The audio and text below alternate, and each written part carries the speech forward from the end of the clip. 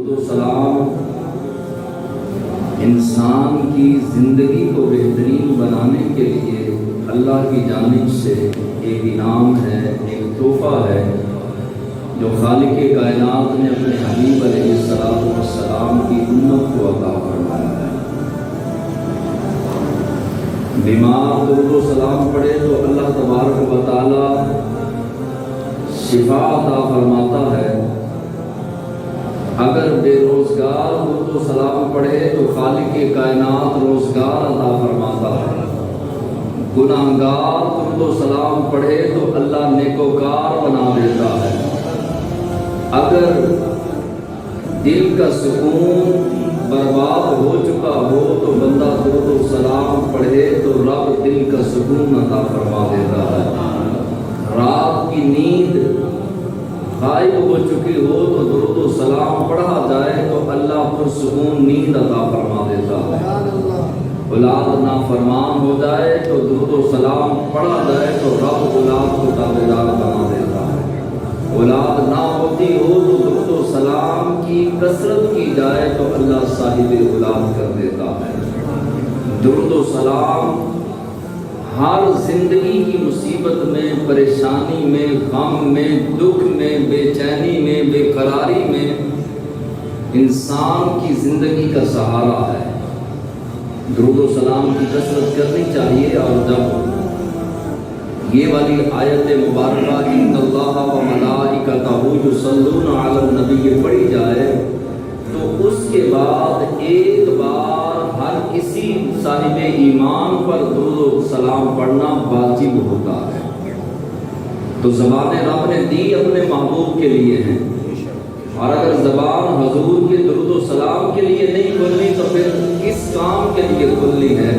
تو لہذا جب بھی درود و سلام پڑھا جائے تو بآواز بلند عشق رسول کے سمندر میں غوطہ لگاتے ہوئے درود و سلام پڑھنا چاہیے۔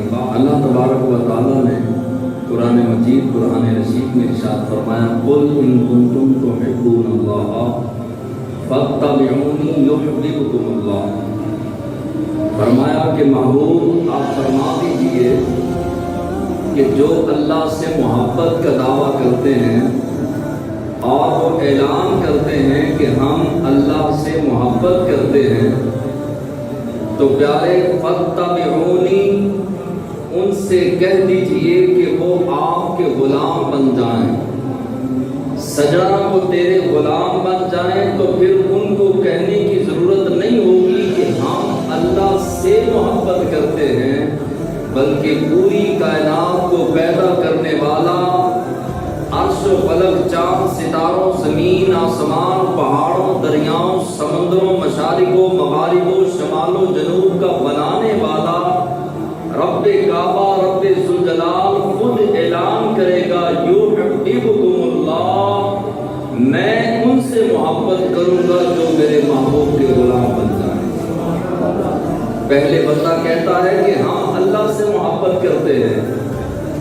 لیکن جیسے ہی بندہ اپنے آپ کو غلامی مصطفیٰ میں لے آئے، حضور کے دروازے پر آ کر، حضور کے در پر آ کر جھک جائے تو پھر رب اعلان کرتا ہے کہ میرے بندے اب تجھے کہنے کی ضرورت نہیں کہ اللہ سے تو پیار کرتا ہے، بلکہ اللہ فرماتا ہے کہ میں تم سے پیار کرتا ہوں۔ شرط یہ ہے کہ دروازہ مصطفیٰ پہ آنا پڑے گا، شرط یہ ہے در مصطفیٰ پہ جھکنا پڑے گا، شرط یہ ہے کہ فاتبعونی کا مصداق بننا پڑے گا، شرط یہ ہے کہ حضور کی غلامی کا پٹا اپنے گلے میں پہننا پڑے گا، شرط یہ ہے کہ اطاعت مصطفیٰ کے دامن میں چھپنا پڑے گا، شرط یہ ہے کہ حضور کی سنت پر عمل کرنا پڑے گا۔ آج قوم سنت مصطفیٰ پر عمل کرنا توہین اور سکھوں، ہندوؤں، انگریزوں کے طریقوں پر عمل کرنا اپنے لیے باعث فخر سمجھتی ہے۔ فخر کے ساتھ یہ امت جس محبوب صلی اللہ علیہ وسلم کا کلمہ پڑھا ہے، جس محبوب نے قبر میں کام آنا ہے، میدان محشر میں کام آنا ہے، پل صراط میں کام آنا ہے، میزان پر کام آنا ہے، جنت میں کام آنا ہے، اس محبوب کے طریقے کو چھوڑ کر یہود و نصارہ کے طریقے پر عمل کرنا شروع کر دیا۔ آج سنت پر عمل کرنا مسلمان پر بھاری لگتا ہے، مسلمان اپنے اوپر اس کو بوجھ محسوس کرتا ہے کہ نبی کی سنت پر عمل کرنے کے لیے داڑھی رکھنی پڑے گی، محبوب کی سنت پر عمل کرنے کے لیے جو ہے وہ زمین پر بیٹھ کر کھانا کھانا پڑے گا، محبوب کی سنت پر عمل کروں گا تو کھانا کھانے سے پہلے بسم اللہ پڑھنی پڑے گی، عمل کروں گا تو محبوب کی سنت پر تو پھر مجھے 3 سانسوں میں پانی پینا پڑے گا، بیٹھ کے پینا پڑے گا۔ اگر حضور کی سنت کے مطابق تجارت کروں گا تو لوگ کیا کہیں گے؟ اگر نکاح حضور کی سنت کے مطابق کروں گا تو لوگ کیا کہیں گے؟ بیٹی کو اگر رخصت کروں گا سنت کے مطابق تو لوگ کیا کہیں گے؟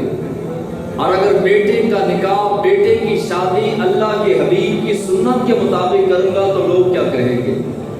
اب لوگوں کی پرواہ ہے، مکین گنبد خضرا کی پرواہ کوئی نہیں، جس محبوب کا کلمہ پڑا ہے اس محبوب کی پرواہ کوئی نہیں، بس لوگ کیا کہیں گے، یہ کیا تو لوگ کیا کہیں گے، داڑھی رکھی تو لوگ کیا کہیں گے۔ اگر میں نے اس سنت پر عمل کیا، یاد رکھیں کہ جس بچے کی شکل ہمارے بچے سے ملتی ہو نا، میرے بیٹے کی شکل کسی بچے کے ساتھ ملتی ہو تو مجھے وہ بچہ بھی پیارا لگے گا، آپ کے بچے کی شکل کسی بچے کے ساتھ ملتی ہو تو جس بچے کی شکل آپ کے بچے کے ساتھ ملتی ہے وہ بھی آپ کو پیارا لگنے لگے گا، کیونکہ یہ میرے بیٹے بیٹی کی شکل کا ہے، اس وجہ سے وہ پیارا لگے گا۔ اور اگر بچہ پردیس میں ہو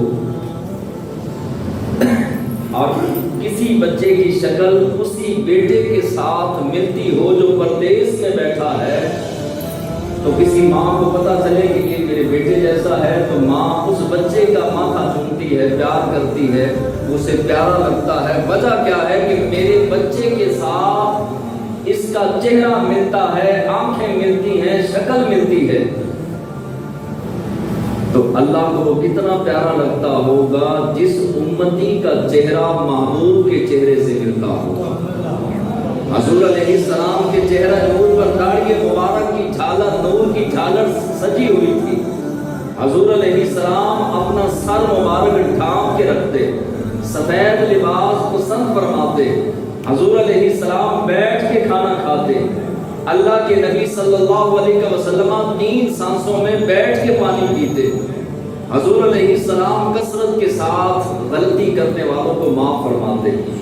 تجارت جو ہے وہ سنت کے مطابق کی جائے، سفر سنت کے مطابق کیا جائے، رات کو اگر سونا ہے تو سنت کے مطابق سویا جائے، تو ہر ادا جب اپنے نبی کی ادا پر ادا کریں گے تو رب کو وہ ادا کرنے والا بھی پیارا لگے گا۔ حضرت موسیٰ علیہ السلام کے دور پاک میں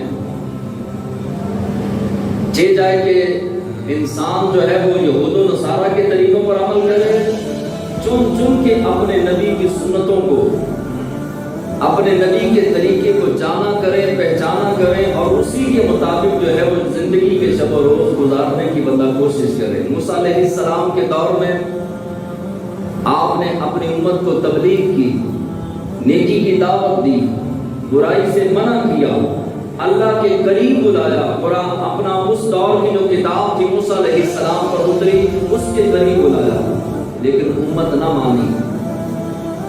ایک شخص تھا جو موسیٰ علیہ السلام کی نقلیں اتارا کرتا تھا، چوکوں میں کھڑا ہو کر، بازاروں میں کھڑا ہو کر، محفلوں کے اندر لوگوں کو جمع کرتا، نقلی داڑھی لگاتا، اسی طرح پگڑی باندھتا، ہاتھ میں عصا پکڑتا اور پکڑ کے جس طرح موسیٰ علیہ السلام تبلیغ فرماتے اسی انداز میں وہ تبلیغ کرنے کی کوشش کرتا، اور یہ محبت سے نہیں کرتا تھا، نبی سمجھ کے نہیں کرتا تھا، بلکہ تنزیہ و تنقید کے انداز کے اندر نقل اتارا کرتا تھا۔ جب موسیٰ علیہ السلام نے دعائے جلال فرمائی امت کے لیے تو اللہ کی جانب سے پتھروں کا اور آگ کا اور اندھیری کا اور بارشوں کا عذاب نازل ہوا تو وہ بندہ بچ گیا۔ موسیٰ علیہ السلام نے عرض کیا کہ مالک مولا یہ تو ستانے والا تھا، یہ تو سرے بازار میری نقلیں اتارتا تھا، بازاروں میں کھڑا ہو کر، چوکوں میں کھڑا ہو کر، محفلوں میں کھڑا ہو کر میری نقلیں اتارتا تھا، مالک و مولا اسے کیوں زندہ چھوڑ دیا، یہ کیوں بچ گیا؟ تو آواز آئی، قدرت سے آواز آئی، میرے بندے میرے موسیٰ اس وجہ سے کہ یہ تیری نقلیں اتارا کرتا تھا، یہ تیری نقل کیا کرتا تھا، میری غیرت محبت نے گوارا نہ کیا اس کو عذاب دینے کو۔ اگر کوئی تنزیہ طور پر ستانے کے لیے نقل اتارے، اللہ کا عذاب اس پر نہیں آتا، تو ہم حضور کے غلام حضور کی نقل اگر محبت کے ساتھ کریں گے تو اللہ کتنا انعام و اکرام فرمائے گا۔ نقل اتارنی ہے تو ٹائیاں لگا کے انگریز کی اتارنی ہے، شادیوں پہ نقل اتارنی ہے تو ہندوؤں کی اتارنی ہے، اور انداز تکلم اختیار کرنا ہے تو وہ بھی انگریز کا کرنا ہے، یہود و نصارہ کا کرنا ہے، سکھوں کا کرنا ہے، ہندوؤں کا کرنا ہے۔ نبی کی سنت پر عمل کس نے کرنا ہے؟ اگر نبی کا کلمہ پڑھنے والے ہی نبی کی سنت کو چھوڑ دیں گے تو بتائیے کون عمل کرے گا؟ عظمت اسی میں ہے کہ حضور کی سنت پہ عمل کیا جائے، عظمت اسی کے اندر ہے کہ حضور کے طریقے پر اپنی زندگی کے تمام طریقوں کو قربان کر کے حضور کی سنت پہ عمل کیا جائے۔ حضور کی ساری زندگی ہمارے لیے نمونہ ہے، حضور کی زندگی کا ایک ایک لمحہ امت کے لیے نمونہ ہے اور امت کے لیے باعث نجات ہے۔ حضور علیہ السلام کی ایک ایک ادا باعث نجات ہے۔ آج ہم پریشان اور بیمار کیوں ہیں؟ اب کھانا کھانے میں ایک سنت یہ ہے کہ جب تک بھوک نہ لگے کھانا نہ کھاؤ، چاہے دوپہر کا ٹائم ہے، ناشتے کا ٹائم ہے، رات کا کھانا ہے، کوئی بھی کھانا ہے، جب تک بھوک نہ لگے، یہ سنت ہے، یاد رکھیں، جب تک بھوک نہ لگے تو کھانا نہ کھاؤ۔ اور ابھی بھوک باقی ہو تو ہاتھ پیچھے کرو، ابھی بھوک باقی ہے، مثال کے طور پہ 3 روٹیاں کھا سکتے ہیں تو 2 روٹیاں کھائیں، 1 روٹی مزید کھا سکتے ہیں، تو سنت یہ ہے کہ دسترخوان سے پیچھے ہٹ جاؤ، ہاتھ پیچھے کر لو، اور بھوک جو ہے وہ کچھ نہ کچھ باقی رکھو۔ جب تک سنت کے مطابق کھانا کھاتی رہی گی، امت تو بیماریوں میں نہیں پڑی۔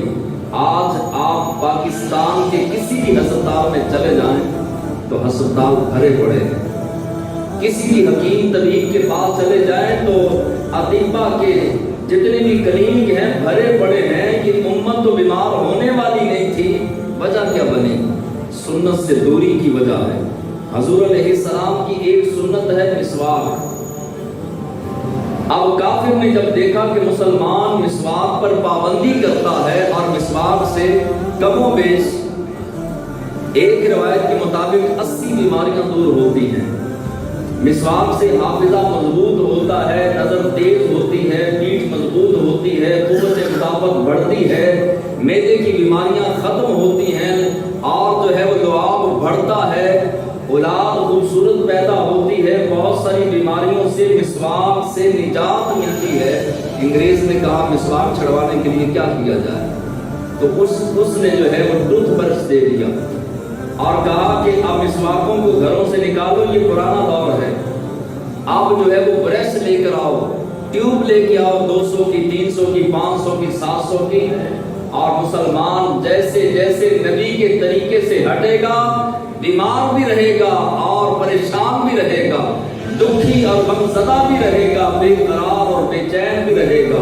جیسے جیسے نبی کی سنت کی طرف بڑھتا جائے گا اللہ قرار دیتا جائے گا۔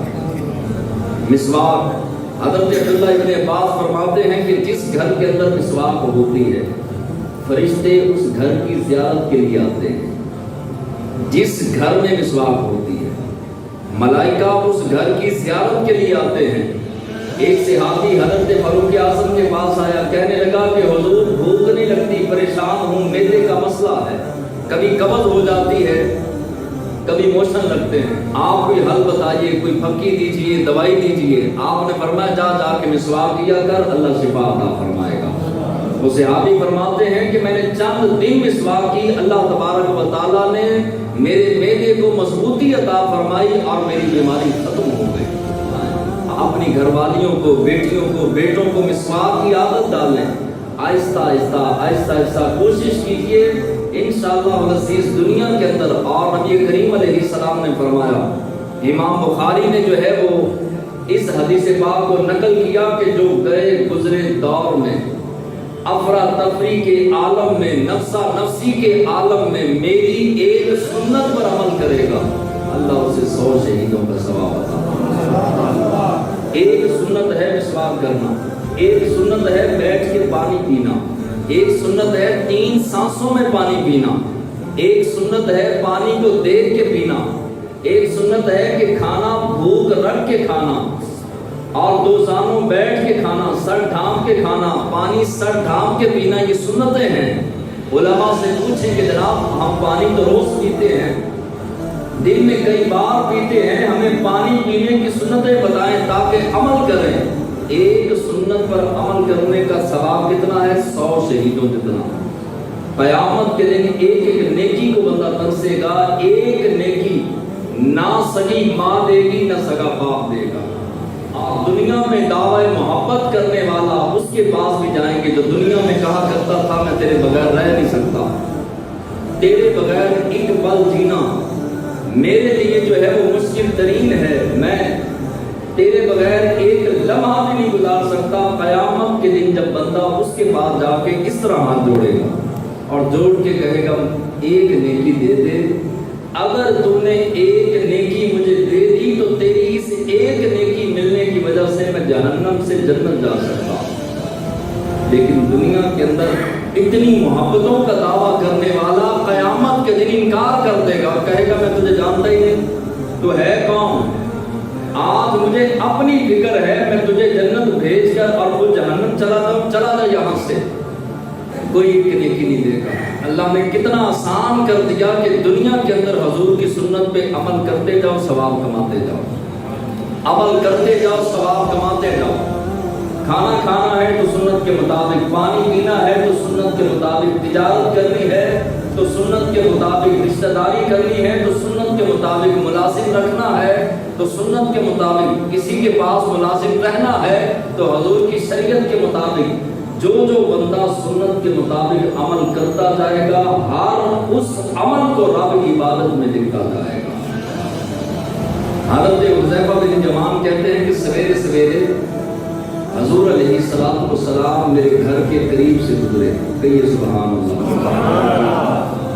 مدینے میں ٹھنڈی ٹھنڈی ہوائیں مدینے طیبہ کو سلام کرنے کے لیے حاضر ہیں، ٹھنڈی ٹھنڈی ہوائیں چل رہی ہیں، صبح کا فجر کے بعد کا وقت ہے، وہ پھٹ رہی ہے اور سویر ہو رہی ہے۔ حضور علیہ السلام حذیفہ بن یمان فرماتے ہیں میرے گھر کے قریب سے گزرے، میں گھر کے آخری کمرے میں بیٹھا تھا، اچانک مجھے حضور کی خوشبو آ گئی، میں اپنے کمرے سے دوڑا، برآمدے میں آیا، صحن میں آیا، باہر کا بوا کھولا، دروازہ کھول کر سامنے دیکھا تو حضور تشریف لے کر جا رہے تھے۔ میں بھی دوڑ کر حضور کی بارگاہ میں حاضر ہوا، یا رسول اللہ صلی اللہ علیہ وسلم آپ کہاں تشریف لے کر جا رہے ہیں؟ فرمایا سیر کو جا رہا ہوں۔ حذیفہ تو بھی آ جا۔ حضرت حذیفہ بن یمان کہتے ہیں کہ حضور سیر کے لیے صبح تشریف لے کر جاتے، میں بھی چلا تو اللہ کے محبوب علیہ السلام نے ایک درخت سے 2 مسواکیں اتاری، ایک ٹیڑھی مسواک تھی، ایک سیدھی مسواک تھی۔ ٹیڑھی مسواک حضور نے خود رکھی اور سیدھی مسواک مجھے عطا فرمائی۔ آج ہم ہر ٹیڑھی چیز دوسرے مسلمان کو دیتے ہیں اور ہر اچھی چیز خود رکھتے ہیں۔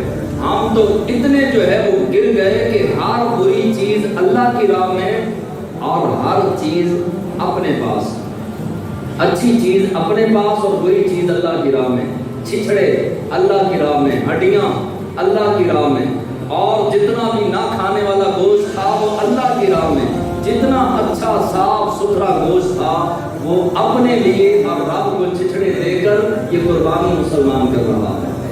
آج حالات ایسے ہی ہیں، گھر کے واش روم کا برش خریدنے کے لیے 1000 روپیہ لگانے والا مسجد کی باری آئے تو 20 روپے نکالتا ہے، بچوں کا جوتا خریدنا ہو تو 3000 4000 5000 کا جوتا خریدنے والا مسجد کی باری آئے تو حالات سنانا شروع کر دیتا ہے جناب میرے حالات ٹھیک نہیں۔ تو جب ایسے دل ہوں گے، ایسے حالات ہوں گے، ایسی نیتیں ہوں گی، انہی نیتوں کا پھل پھر خالق کائنات دنیا کے اندر دیتا ہے۔ تو حضرت حذیفہ بن یمان فرماتے ہیں کہ مجھے حضور نے سیدھی مسواک دی. میں نے کہا نہیں یا رسول اللہ آپ یہ رکھیں اور وہ مجھے دیں. حضور نے کیا لفظ ارشاد فرمایا؟ فرمایا مومن وہ ہے جو اپنے لیے پسند کرتا ہے وہی اپنے دوسرے مسلمان کے لیے پسند کرتا ہے. مجھے سیدھی مسواک پسند ہے تو میں اس لیے تمہیں دے رہا ہوں کہ مومن جو اپنے لیے پسند کرتا ہے اپنے مسلمان بھائی کے لیے بھی وہی پسند کرتا ہے. حضرت ربیعہ حضور کو وضو کرواتے، حضور کی ہر سنت پر عمل کرتے، نبی کریم علیہ السلام کی بارگاہ میں ہر لمحہ ہر وقت حاضر رہتے، جوتا اٹھاتے، تکیہ اٹھاتے، وضو کرواتے. ایک بار حضور علیہ السلام نے پوچھا ربیعہ تیری شادی ہوئی؟ آج شادیوں کو جو ہے وہ مشکل بنا دیا، زنا جو ہے وہ سستے اور شادیاں مہنگی ہو گئی. آج بیٹیوں کے سروں پر چاندی آ رہی ہے، سفید بال ہو رہے ہیں، لیکن اتنی مہنگی شادی ہے کہ باپ جو ہے وہ بیٹی کے ہاتھ پیلے نہیں کر سکتا. حضرت ربیعہ نے حضور کو وضو کروایا، محبوب خدا نے پوچھا ربیعہ بتا تیری شادی ہوئی ہے؟ عرض کیا یا رسول اللہ صلی اللہ علیہ وسلم نہ میرا ادھر خاندان ہے، نہ گھر ہے، نہ کوئی کاروبار ہے، نہ کوئی اور معاملہ ہے، میری شادی کیسے ہو سکتی ہے؟ حضور علیہ السلام نے فرمایا ربیعہ جا فلاں سردار کے گھر اور جا کے کہہ کہ حضور علیہ السلام نے فرمایا ہے تیرے نبی نے فرمایا ہے کہ اپنی بیٹی کا رشتہ مجھے دے دے. حضرت ربیعہ وضو کروانے کے بعد اس سردار کے گھر گئے، جا کے کنڈا کھڑکایا، اندر سے سردار نکلا. محبوب خدا صلی اللہ علیہ وسلم کے صحابی حضرت ربیعہ نے پیغام مصطفیٰ سنایا، کہا کہ حضور نے پیغام بھیجا ہے کہ اپنی بیٹی کا رشتہ مجھ سے کر دے. اور حضرت ربیعہ کا رنگ مبارک بھی جو ہے وہ اپنا بلالی تھا، یعنی جس طرح حبشیوں کا رنگ ہوتا ہے بلالی رنگ تھا، اور نین نقاش بھی جو ہے وہ ظاہری طور پر اس طرح کے نہیں تھے جس طرح دوسرے صحابہ کے تھے. اب وہ سردار کی بیٹی یعنی کہ اس دور کے چودھری کی بیٹی سردار کی بیٹی بھی ہے، حسن و جمال میں باکمال بھی ہے، تو ایک باپ ہونے کی حیثیت سے سوچنے لگا.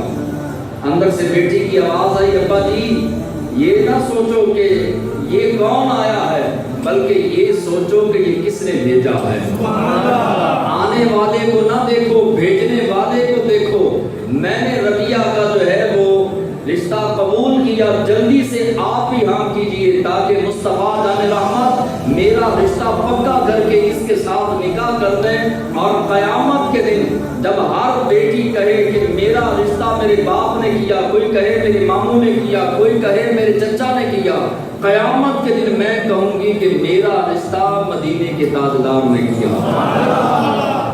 رشتہ ہوا. حضور علیہ السلام شام کو 4 صحابہ کے ساتھ گئے، نکاح کر کے اگلے دن جو ہے وہ ایک بکری دی حضرت ربیعہ کو، فرمایا کہ یہ ولیمہ کر دے، اور شادی مکمل ہو گئی. شادیوں کو سستا کرنا اور سنت کے مطابق آج تو ریس لگی ہے، آج تو جو ہے وہ مقابلے بازی ہے کہ اس نے فلاں مارکی میں کیا تو میں فلاں مارکی میں کروں گا، اس نے اتنے بندے بلائے تو میں اتنے بندے بلاؤں گا. یعنی کہ مقابلے بازیاں لگا کر نبی کے طریقے کی دھجیاں اڑائی جا رہی ہیں، اور مختلف انداز کے ساتھ جو ہے وہ اپنی انا کے لیے اور اپنی ناک رکھنے کے لیے کروڑوں روپیہ جو ہے وہ شادیوں پہ خرچ کیا جا رہا ہے.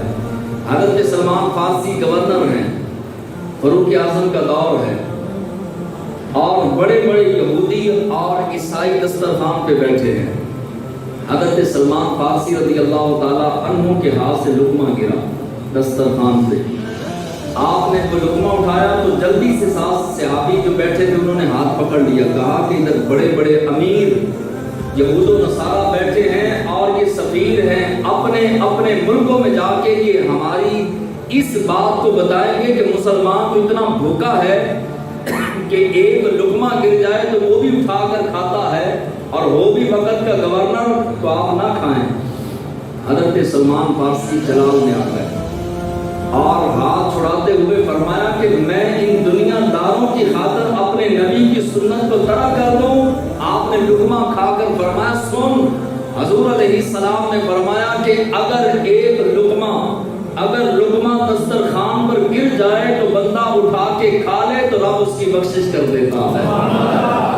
اب میں بخشش کو دیکھوں، اپنے نبی کی سنت کو دیکھوں یا یہود و نصارہ کو دیکھوں، تو صحابہ کرام حضرت صلاح الدین ایوبی نے بھی اسی طرح کیا، اور بہت سارے ہمارے اسلاف بزرگ نبی کریم علیہ السلام کی سنتوں کو چن چن کر جو ہے وہ عمل کیا کرتے۔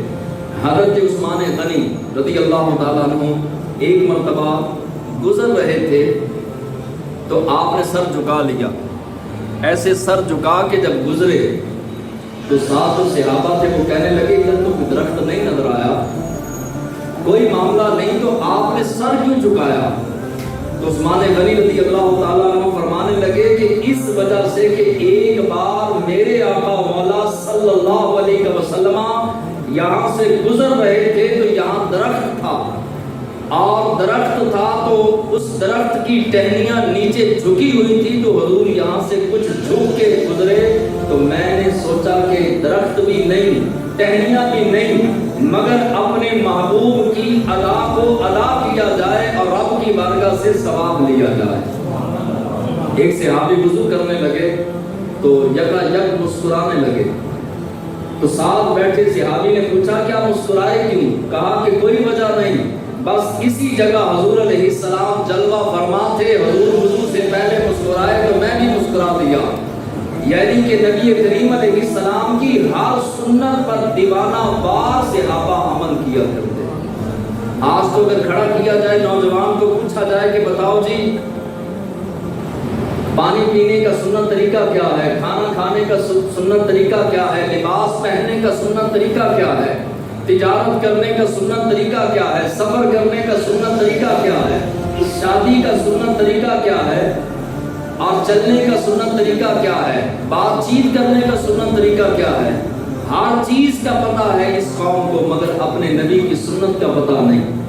حضور علیہ السلام کی سنت پر جب تلک مسلمان عمل کرتا رہا پوری دنیا پر راج کرتا رہا۔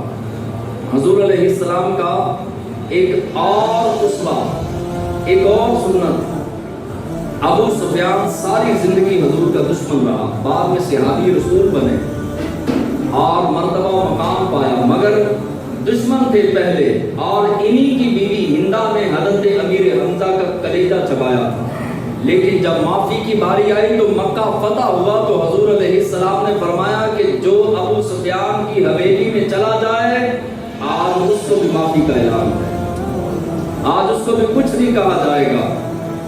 حضور علیہ السلام کی بارگاہ میں ایک بندہ تھا جس کو قتل کرنے کا حکم دیا تھا، فرمایا جہاں ملے اس کو مار دیا جائے، قتل کر دیا جائے۔ اس نے چادر کی بکل ماری اور بکل مار کے حضور کی بارگاہ میں، رات کا وقت تھا، آن پہنچا، کہنے لگا کہ حضور اگر وہ شخص مل جائے تو آپ نے صحابہ کو فرمایا ہے کہ اس کو قتل کر دیا جائے، اور اگر وہ معافی مانگنے آ جائے تو حضور مسکرائے اور مسکرا کے فرمایا جا تجھے معاف کیا۔ حالانکہ اس نے منہ چھپایا ہوا تھا اور یہ اندازہ لگانے آیا تھا، شان رحمت للعالمین دیکھیے، معاف کرنا بھی سنت ہے، چھوٹی چھوٹی چیزوں پہ دنگا فساد کرنا، بیوی کا جینا حرام کر دینا، اولاد کا جینا حرام کر دینا، اور دوستوں سے لڑنا جھگڑنا، ہر وقت جو ہے وہ تیوری چڑھا کے رہنا، یہ سنت طریقہ نہیں۔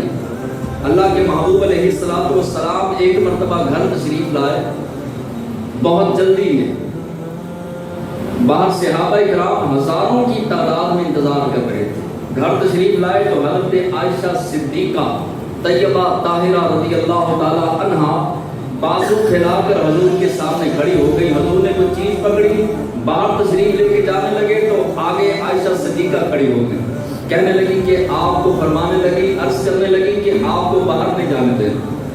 حضور علیہ السلام نے فرمایا عائشہ باہر ہزاروں کی تعداد میں صحابہ انتظار کر رہے ہیں، اور تمہیں پتا ہے کہ میں جلدی میں آیا ہوں، جلدی میں جا رہا ہوں، لہذا پیچھے ہٹو، باہر جانے دو۔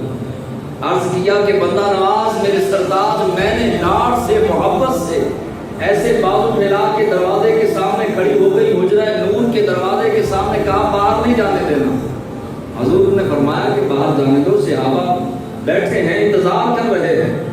تو عرض کیا یا رسول اللہ باہر نہیں جانے دینا، پہلے میری بات سنیے، اس کے بعد جو ہے وہ بار تشریف لے کے جائیے۔ اب کوئی عام خامن ہمارے جیسا ہو تو کیا کہے گا بیوی کے بارے میں، اور بیوی کو کن الفاظ سے تبرکات دے گا؟ حضور علیہ السلام تشریف فرما ہو گئے، فرمایا چلو عائشہ باہر کے کام بعد میں ہوں گے، پہلے تو بات سنا۔ عرض کیا یا رسول اللہ صلی اللہ علیہ وسلم میرے لیے دعائے بخشش کرنا۔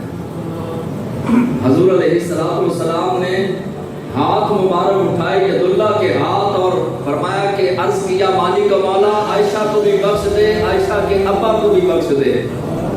تو سیدہ عائشہ صدیقہ رضی اللہ تعالی عنہا زاروں کتار رونے لگی۔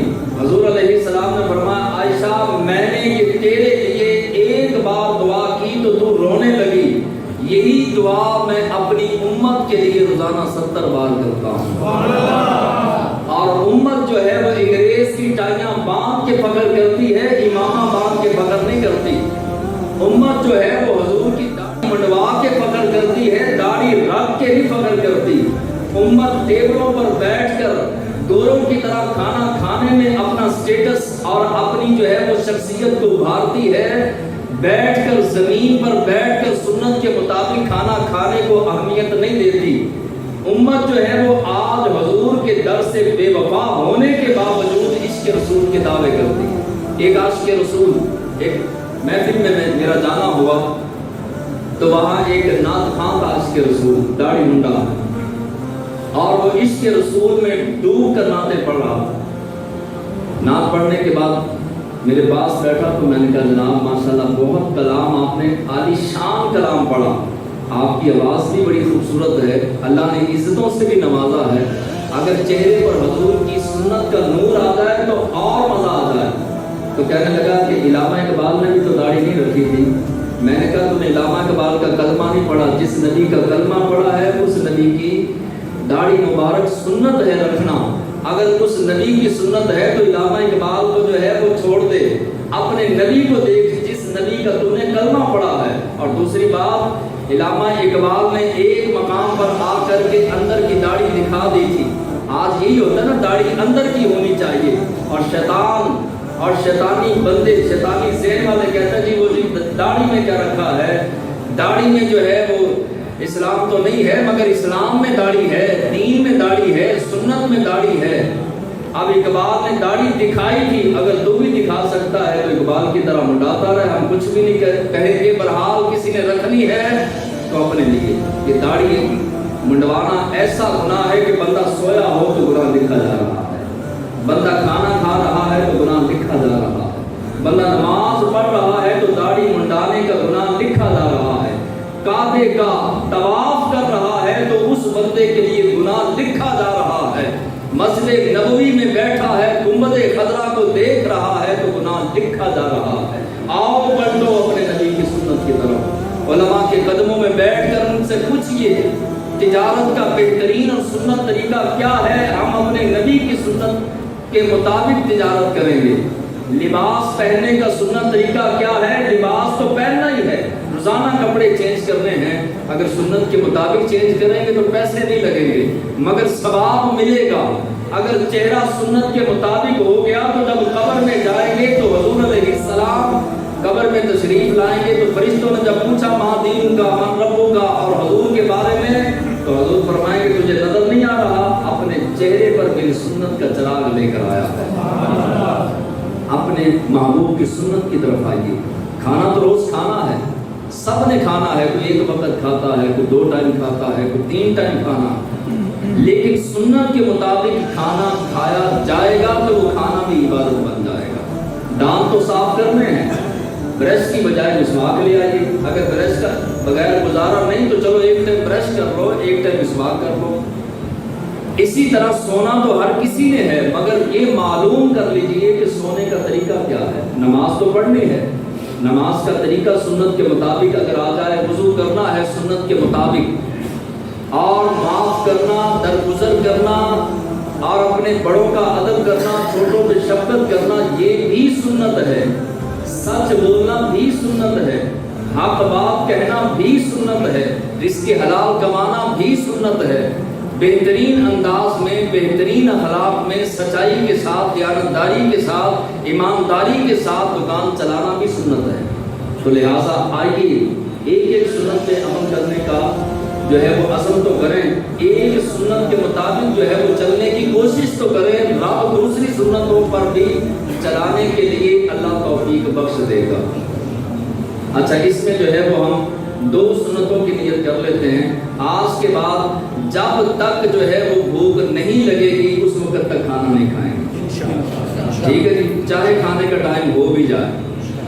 عمومی گھروں میں ہوتا ہے کھانا لگ گیا آ جاؤ جی, جس کو بھوک نہیں بھی ہے وہ بھی آ جائے, جس کو بھوک ہے وہ بھی آ جائے. جب تک یقین کیجئے آپ عطیبہ کی کتابوں کو پڑھیں, 1000 کتابوں میں پڑھیں تو صحت کے رازوں میں سے یہ راز آپ کو ملے گا کہ جب تک بھوک نہ ہو تو کھانا نہ کھائیں, اور ابھی بھوک باقی ہو تو کھانا چھوڑ دیں, کبھی بیمار ہی نہیں. اس سنت پہ عمل کرنے کی نیت کرتے ہیں انشاءاللہ. دوسری سنت ہے مسواک. آپ کا فائدہ ہے, نہ میرا فائدہ اور نہ ظاہری طور پہ اسلام کا فائدہ, آپ کا فائدہ ہے. دوسری سنت مسواک ہے. اور تیسرے نمبر پہ کر لیجئے کہ جب بھی پانی پینا ہے, کھانا کھانا ہے, بیٹھ کے کھانا ہے اور سر ڈھانپ کے کھانا ہے. خالق کائنات